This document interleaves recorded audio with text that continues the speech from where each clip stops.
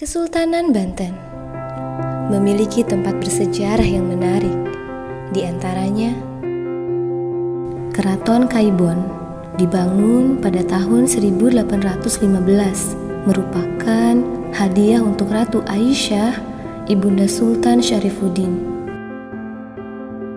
Gedung Ijo, sebuah gerbang yang tidak diketahui awalnya berbentuk seperti apa.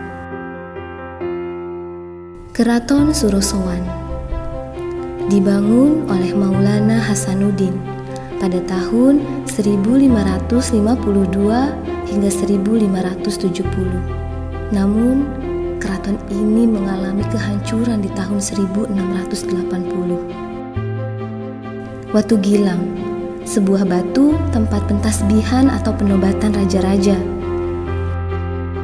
Museum Kepurbakalaan sudah ada sejak 15 Juli 1985. Dinding museum banyak menceritakan sejarah Banten, serta menyimpan berbagai peninggalan bersejarah. Meriam Ki Amuk, meriam yang berada di halaman Museum Kepurbakalaan. Jembatan rantai, dulunya jika ditarik dengan rantai dapat digunakan sebagai lalu lalang kapal, namun jika ditutup sebagai penyeberangan masyarakat. Masjid Agung Banten. Masjid ini sudah ada sejak 1556. Di dalamnya memiliki bentuk arsitektur Tiongkok yang dirancang oleh Jack Banju. Tepat di tengah halaman masjid terdapat menara, dibangun oleh Sultan Maulana Hasanuddin pada tahun 1566. Dulu digunakan untuk penyimpanan senjata dan tempat pengintaian. Watu Singayaksa, sebuah batu untuk mengumumkan titah dan aturan sultan. Komplek Makam Kesultanan Banten, makam yang di dalamnya terdapat 9 makam sultan dan keluarganya. Tempat kuliner dan oleh-oleh, menyediakan berbagai makanan khas Banten.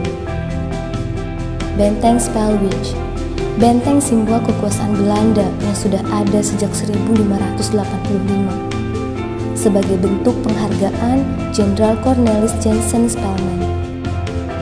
Kerkhof merupakan makam orang-orang Eropa yang berada di benteng Spelwich.